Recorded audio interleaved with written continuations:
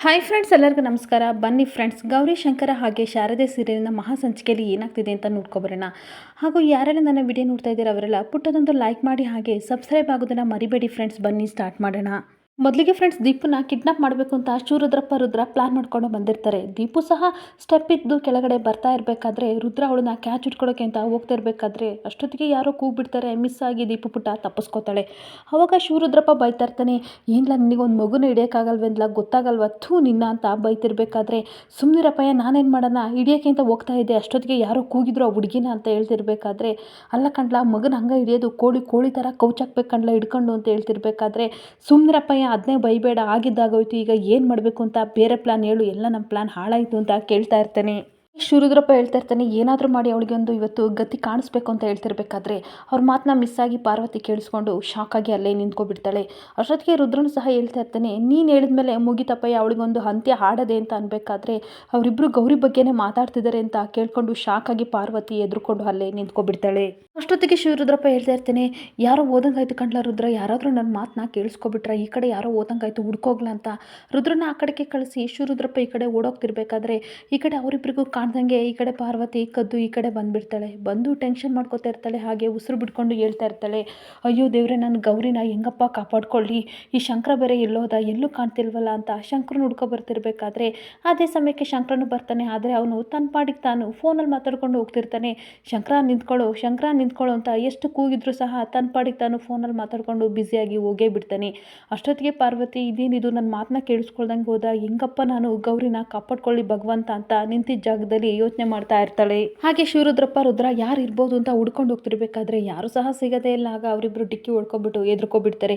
ಏನಿಲ್ಲ ನೀನು ಹುಡುಕು ಅಂತ ಅಂದರೆ ನನಗೆ ಡಿಕ್ಕಿ ಹೊಡಿತಿದ್ಯಾ ಅಂತ ರುದ್ರಪ್ಪ ಬೈತಾ ಇರಬೇಕಾದ್ರೆ, ನಾನೇನು ಮಾಡೋಣಪ್ಪ, ನೀನೇ ಬಂದ್ಬಿಟ್ಟಲ್ಲ, ಇಲ್ಲಿ ಯಾರೂ ಇಲ್ಲ ಅಂತ ಹೇಳ್ತಿರ್ಬೇಕಾದ್ರೆ, ಸರಿ ಬಾ ಮಗನ ಕಿಡ್ನಾಪ್ ಮಾಡೋಣ ಅಂತ ಕರಿತಾ ಇರ್ತಾನೆ. ಸುಮ್ಮನಿರಪ್ಪ, ಚಡ್ಡಿ ಒಳಗೆ ಹುಳ ಬಿಟ್ಕೊಂಡಂಗೆ ಆಡ್ತಿದೆಯಲ್ಲ, ಹುಡುಕಿದ್ರಾಗುತ್ತೆ ಅನ್ಬೇಕಾದ್ರೆ, ಬಾರ್ಲ ಫಸ್ಟು ಹೇಳಿದ ಕೆಲಸನ ಸರಿಯಾಗಿ ಮಾಡೋಣ ಬಾ, ಹುಡ್ಕೋಣ ಅಂತ ಹುಡ್ಕೋಣ ಅಂತ ಹೋಗ್ತಾ ಇರ್ತಾರೆ. ಹಾಗೆ ಇನ್ನೊಂದು ಕಡೆ ಸಿದ್ದು ಯೋಚನೆ ಮಾಡ್ಕೊಂಡು ಕೂತಿರ್ಬೇಕಾದ್ರೆ ಅಲ್ಲಿ ಜ್ಯೋತಿಕಾ ಬಂದು ಸಿದ್ದು ಅಂತ ಕೈ ಮುಟ್ತಾಳೆ. ಅವನು ಮುಟ್ಟಿದ್ದನ್ನು ನೋಡಿ ತುಂಬ ಬೇಜಾರು ಮಾಡಿಕೊಂಡು ಹಾಗೆ ಕೋಪದಿಂದ ಜ್ಯೋತಿಕಾ ಮುಖನ ನೋಡ್ತಾ ಇರ್ತಾನೆ. ಆಯ್ ಸಿದ್ದು, ಏನು ಮಾಡ್ತಿದ್ದೀಯಾ ಅಂತ ಒಂದು ಕೈ ಹಿಡ್ಕೊಂಡು ಹಾಗೆ ಹಗ್ ಮಾಡ್ಕೊಬಿಟ್ಟು ಭುಜದ ಮೇಲೆ ಮಾಡ್ಕೊಂಡು ಹೇಳ್ತಾ ಇರ್ತಾಳೆ. ಏನು ಹೇಳು ಜೋ ಅಂತ ಕೇಳ್ತಿರ್ಬೇಕಾದ್ರೆ, ಏನು ಗೊತ್ತಾ, ಈ ಟೆಂಪಲ್ ಎಷ್ಟು ಚೆನ್ನಾಗಿದೆ, ಈ ಗ್ರೀನರಿ ಎಲ್ಲ ನೋಡಿದರೆ ನನಗೆ ತುಂಬ ಖುಷಿ ಆಗ್ತಿದೆ, ನಾವ್ಯಾಕೆ ಪ್ರೀ ವೆಡ್ಡಿಂಗ್ ಶೂಟ್ನ ಇಲ್ಲೇ ಮಾಡಿಸ್ಕೋಬೋದು, ಟ್ರೆಡಿಷನಲ್ ಲುಕ್ಕು ಸಹ ಕೊಡುತ್ತೆ, ಇಲ್ಲೇ ಮಾಡಿಸ್ಕೊಳ್ಳೋಣ ಅಂತ ಹೇಳ್ತಿರ್ಬೇಕಾದ್ರೆ ಸಿದ್ದು ಕೋಪ ಮಾಡಿಕೊಂಡು ವಾಟ್ ನಾನ್ಸೆನ್ಸ್ ಅಂತ ಎದ್ದು ನಿಂತ್ಕೋತಾನೆ.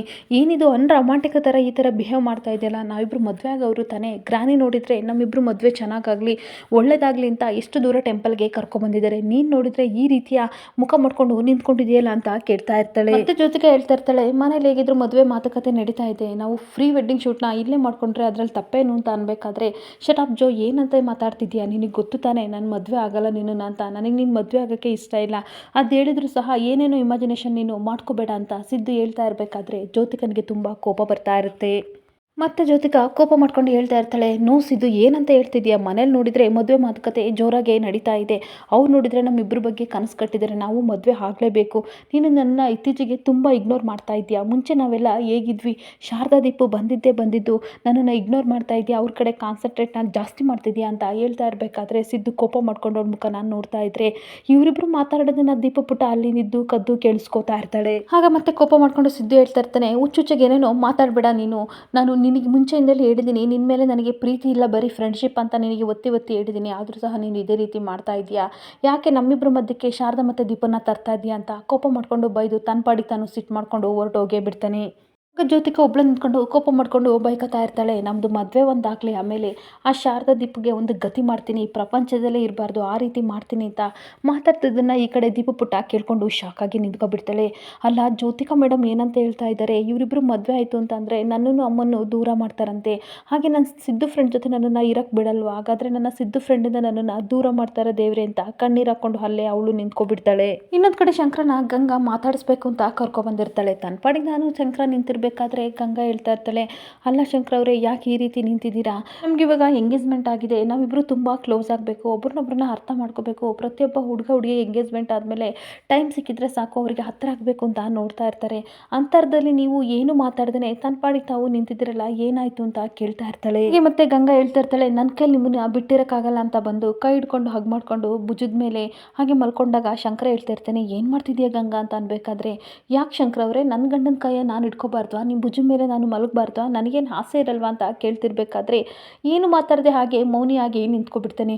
ಶಂಕರ್ ಅವರು ಏನಾದರೂ ಮಾತಾಡಿ ಅಂತ ಗಂಗಾ ಕೇಳ್ತಾ ಇರಬೇಕಾದ್ರೆ, ನನಗೆಷ್ಟು ಜವಾಬ್ದಾರಿಗಳಿದ್ದಾವೆ ಅಂತ ನಿನಗೂ ಚೆನ್ನಾಗಿ ಗೊತ್ತಿದೆ ಗಂಗಾ, ಆ ಭೂಮಿ ಆಕಾಶ ತಲೆ ಕೆಳಗಾದರೂ ಸಹ ಪರವಾಗಿಲ್ಲ, ನೀನು ನನ್ನ ಮದುವೆ ಹಾಗೆ ಆಗ್ತೀನಿ ಆದರೆ ಅಂತ ಹೇಳ್ತಾ ಇರಬೇಕಾದ್ರೆ, ಏನಾದರೆ ಶಂಕರ್ ಅವರೇ ಯಾರು ಸಹ ಜವಾಬ್ದಾರಿ ಇದೆ ಅಂತ ಮದುವೆ ಆಗಲ್ವಾ, ಮದುವೆ ಆದರೆ ಹೆಂಡ್ತಿನ ಪ್ರೀತಿಯಿಂದ ನೋಡ್ಕೊಳ್ಳಲ್ವಾ, ಜವಾಬ್ದಾರಿ ಇದ್ರೆ ಏನು, ಹೆಂಡ್ತಿ ಮದುವೆ ಆಗಿ ಪ್ರೀತಿಯಿಂದ ನೋಡ್ಕೊಳ್ಳೋಕೆ ಏನು ಪ್ರಾಬ್ಲಮ್ ನಿಮಗೆ ಅಂತ ಕೇಳ್ತಾ ಇರ್ತಾಳೆ. ನೋಡು ನಾನು ನಿನ್ನನ್ನು ಮದುವೆ ಆಗ್ತೀನಿ ಆದರೆ ಗಂಡನಾಗಿ ಏನೇ ಜವಾಬ್ದಾರಿ ಇದೆ ಅದನ್ನು ಮಾತ್ರ ನಾನು ಮಾಡೇ ಮಾಡ್ತೀನಿ ಅಂತ ಹೇಳ್ತಿರ್ಬೇಕಾದ್ರೆ, ಏನಂತ ಹೇಳ್ತಾ ಇದ್ರೆ ಶಂಕರ್ ಅವರೇ, ಹಾಗಾದರೆ ಮದುವೆ ಆಗೋದೊಂದು ಜವಾಬ್ದಾರಿ ಅಷ್ಟೇನಾ, ಹಾಗಾದರೆ ನನ್ನನ್ನು ಜವಾಬ್ದಾರಿಗೋಸ್ಕರ ನೀವು ಮದುವೆ ಆಗ್ತಿದ್ದೀರಾ, ನಾನು ಇದನ್ನು ಒಪ್ಕೊಳ್ಳಲ್ಲ, ನೀವು ಜವಾಬ್ದಾರಿಯಿಂದ ಮದುವೆ ಆಗದಾದ್ರೆ ನನಗಿದೆಲ್ಲ ಬೇಡ ಅಂತ ಕಣ್ಣೀರು ಹಾಕ್ಕೊಂಡು ನಾಟಕ ಮಾಡ್ತಾ ಇರ್ತಾಳೆ. ಶಂಕರನ್ ಕಾಲ್ದಡಿ ಕುತ್ಕೊಂಡು ಅಂಗಲಾಚಿ ಬೇಡ್ತಾ ಇರ್ತಾಳೆ, ಶಂಕರ್ ಅವರೇ ನನಗೆ ನಿಮ್ಮ ಪ್ರೀತಿ ಕಾಳಜಿ ಬೇಕು, ಪ್ಲೀಸ್ ಅದನ್ನು ಅರ್ಥ ಮಾಡ್ಕೊಳ್ಳಿ ಅಂತ ಹೇಳ್ತಿರ್ಬೇಕಾದ್ರೆ, ನೋಡು ಗಂಗಾ ಈ ರೀತಿ ಎಲ್ಲ ಕೇಳಬೇಡ, ಅದನ್ನೆಲ್ಲ ನನಗೆ ಕೊಡೋಕ್ಕಾಗಲ್ಲ, ಈ ರೀತಿ ಅಂಗಲಾಚಿ ನನ್ನ ಹತ್ರ ಬೇಡಬೇಡ ಅಂತ ಹೇಳಿ ಹೊರಟು ಹೋಗ್ತಿರ್ಬೇಕಾದ್ರೆ, ಶಂಕರ್ ಅವರೇ ನಿಂತ್ಕೊಳ್ಳಿ, ಯಾಕೆ ಈ ರೀತಿ ಮಾತಾಡ್ತಾ ಇದ್ದೀರಾ, ಹಾಗಾದರೆ ನಾವು ಮದುವೆ ಏನಕ್ಕೆ ಆಗಬೇಕು, ನಿಮ್ಮ ಪ್ರೀತಿ ನನಗೆ ಸಿಗಲ್ಲ ಅಂತಂದರೆ ಮದುವೆ ಏನಕ್ಕೆ ಆಗ್ತೀರಾ ಅಂತ ಒಬ್ಬೊಬ್ಬಳೆ ಹುಚ್ಚಿ ಥರ ಮಾತಾಡ್ತಾ ಇರ್ತಾಳೆ. ಇನ್ನೊಂದು ಕಡೆ ನಾಟಕನ ಶುರು ಮಾಡಬೇಕು ಅಂತ ದೇವಸ್ಥಾನ ಹತ್ರ ಕಾಯ್ತಾ ಇರಬೇಕಾದ್ರೆ,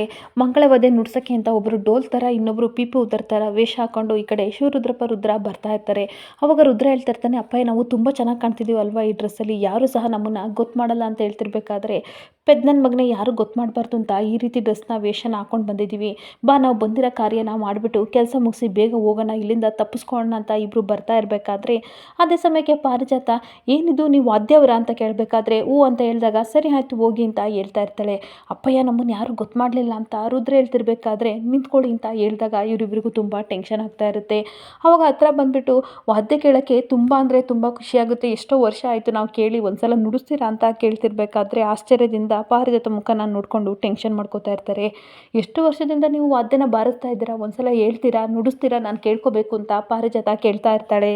ಹಾಗೆ ರುದ್ರ ಪಾರಿಜಾತನಿಗೆ ಹೇಳ್ತಾ ಇರ್ತಾನೆ, ತಲಾಂತರಗಳಿಂದ ನಾವು ವಾದ್ಯನ ನುಡ್ಸ್ಕೊಂಡು ಬಂದಿದ್ದೀವಿ ಮೇಡಮ್ ಅಂತ ಹೇಳ್ತಾ ಇರಬೇಕಾದ್ರೆ, ಹೌದಾ ನನಗೆ ಮಂಗಳವಾದ್ಯ ಅಂತ ಅಂದರೆ ತುಂಬ ಇಷ್ಟ, ನಾವು ಸಿಟಿಲಿದ್ದೀವಲ್ಲ ಅದನ್ನು ಕೇಳೋಕ್ಕಾಗಲಿಲ್ಲ, ಇವಾಗ ಒಂದ್ಸಲ ನನಗೋಸ್ಕರ ಒಂದು ಹಾಡನ್ನ ನುಡಿಸ್ತೀರ ಅನ್ಬೇಕಾದ್ರೆ, ಟೈಮ್ ಆಗ್ತಿದೆ ಪ್ರೋಗ್ರಾಮ್ಗೆ ಅಂತ ಹೇಳ್ತಾ ಇರ್ತಾನೆ. ಆದ್ರಾಗುತ್ತೆ ಏನೂ ಆಗಲ್ಲ, ನನಗೋಸ್ಕರ ಪ್ಲೀಸ್ ಒಂದು ಹಾಡನ್ನ ನುಡಿಸಿ ಅಂತ ಹೇಳ್ತಿರ್ಬೇಕಾದ್ರೆ, ವಿಧಿ ಇಲ್ದಲೆ ಅಪ್ಪಯ್ಯ ನುಡ್ಸಪ್ಪಯ್ಯ ಅಂತ ಅನ್ಬೇಕಾದ್ರೆ ಪಿಪಿ ಅಂತ ಊದ್ತಾ ಇರ್ತಾನೆ, ಈ ಕಡೆ ಬಡಿತಾ ಇರ್ತಾಳೆ, ಅದನ್ನು ಕೇಳೋಕ್ಕಾಗ್ದಲೆ ಕಿವಿನ ಮುಚ್ಕೊಬಿಡ್ತಾಳೆ.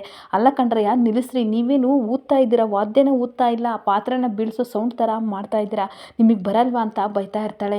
ಅದಕ್ಕೆ ಈ ಕಡೆ ರುದ್ರ ಹೇಳ್ತಾ ಇರ್ತಾನೆ, ನಾವು ಕರೆಕ್ಟಾಗಿ ಊದಿದ್ದೀವಿ, ನಿಮಗೆ ಸರಿಯಾಗಿ ಕೇಳಿಸ್ಲಿಲ್ಲ ಅಂತ ಅನ್ಸುತ್ತೆ, ಬೇಕಾದರೆ ಇನ್ನೊಂದ್ಸಲ ಊದ್ತೀವಿ ಅಂತ ಜೋರ ಊದ್ತಾ ಇರಬೇಕಾದ್ರೆ ಇವಳಿಗೆ ಆ ಸೌಂಡ್ನ ಕೇಳೋಕ್ಕಾಗದೆ ಕಿವಿ ಮುಚ್ಕೊಂಡು ಕಣ್ಣು ಮುಚ್ಕೊಂಡು ನಿಂತ್ಕೊಬಿಡ್ತಾಳೆ. ಅವಾಗ ಸಿಕ್ಕಿದ್ದ ಚಾನ್ಸ್ ಅಂತ ಇವರಿಬ್ಬರು ಒಳಗಡೆ ಓಡೋಗ್ಬಿಡ್ತಾರೆ. ಒಂದು ಕ್ಷಣ ಆದಮೇಲೆ ಪಾರಿಜಾತ ಕಂಡುಬಿಟ್ಟು ನೋಡ್ತಾಳೆ, ಅಪ್ಪ ಸದ್ಯ ನಾನು ಹೇಳೋಕ್ಕೂ ಮುಂಚೆ ಇವ್ರು ಹೋಗಿದ್ದಾರೆ, ನನ್ನ ಕಿವಿ ತಮಟೆ ಎಲ್ಲಿ ಒಡೆದೋಗುತ್ತೆ ಅಂತ ಅಂದ್ಕೊಂಡೆ, ಸದ್ಯ ಹೋದ್ರೋಗ್ತಾರೆ, ನನ್ನ ಮೂಡೆಲ್ಲ ಹಾಳಾಯಿತು ಅಂತ ಬೈಕೊಂಡು ಅಲ್ಲಿಂದ ಹೊರಟೋಗ್ತಾಳೆ. ಇನ್ನೊಂದು ಕಡೆ ಪಾರಿಜಾತ ಮನೆಯವರೆಲ್ಲರೂ ಸಹ ಕರಿತಾ ಇರ್ತಾಳೆ. ಎಲ್ಲರೂ ಬಂದಾಗ ಅತ್ತೆ ಅದೇನು ಹೇಳಿ ಅಂತ ಕೇಳ್ತಿರ್ಬೇಕಾದ್ರೆ, ಹೇಳ್ತೀನಿ ಅಂತ ಹೇಳ್ತಾ ಇರ್ತಾಳೆ. ಆಗ ತಾತ ಶಿವನಾರಾಯಣ ಅವರು ಹೇಳ್ತಾ ಇರ್ತಾರೆ, ನಮ್ಮ ಸ್ಕೂಲಲ್ಲಿ ಟೀಚರು ಸಿದ್ಧ ಬೋರಾ ಬಂದ್ರ ಅಟೆಂಡೆನ್ಸ್ ಹಾಕ್ತೀನಿ ಅಂತ ಹೇಳ್ತಾ ಇದ್ರಲ್ಲ, ಆ ರೀತಿ ಇವಳು ಕೇಳ್ತಾ ಇದ್ದಾಳೆ ಅಂತ ಅನ್ಬೇಕಾದ್ರೆ ಸುಮಿತ್ರಾ ನಗಾಡ್ತಾ ಇರ್ತಾಳೆ. ಆಗ ಮತ್ತೆ ಜ್ಯೋತಿಕಾ ತಾತ ಸುಮ್ಮನೆ ಇರಿ, ಗ್ರಾನಿ ಒಂಥರ ಟೀಚರ್ ಥರ ಅಂತ ಹೇಳ್ತಾ ಇರ್ತಾಳೆ.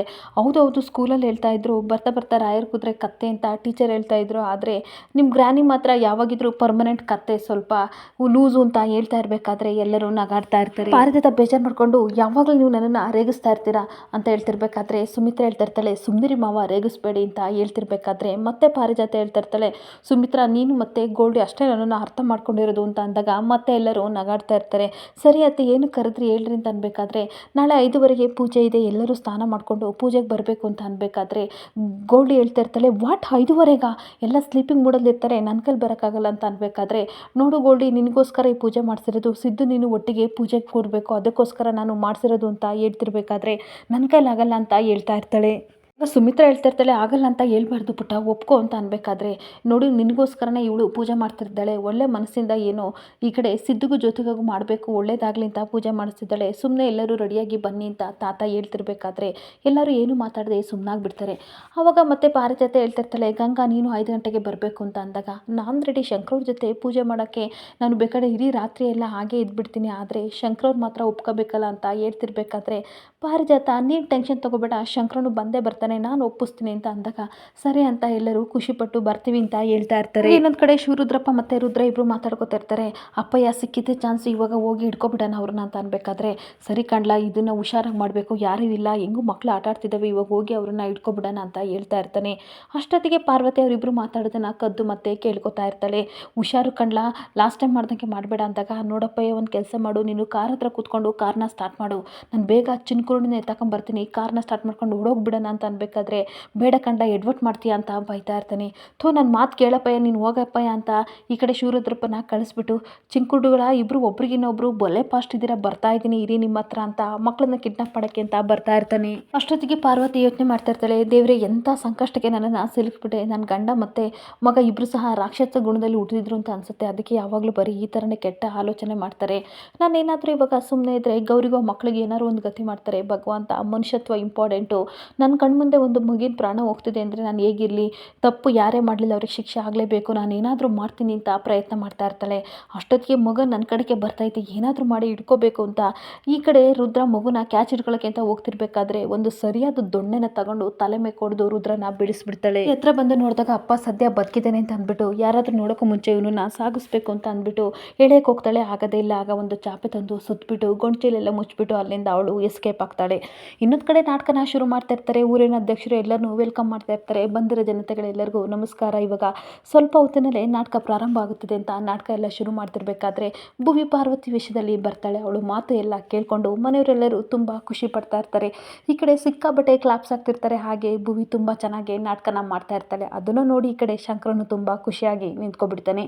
ಇಲ್ಲಿಗೆ ಸಂಚಿಕೆ ಎಂಡ್ ಆಗ್ತಿದೆ. ಈ ವಿಡಿಯೋ ಇಷ್ಟಾದರೆ ಪುಟ್ಟದೊಂದು ಲೈಕ್ ಮಾಡಿ, ಫಾಲೋ ಮಾಡಿ. Thank you.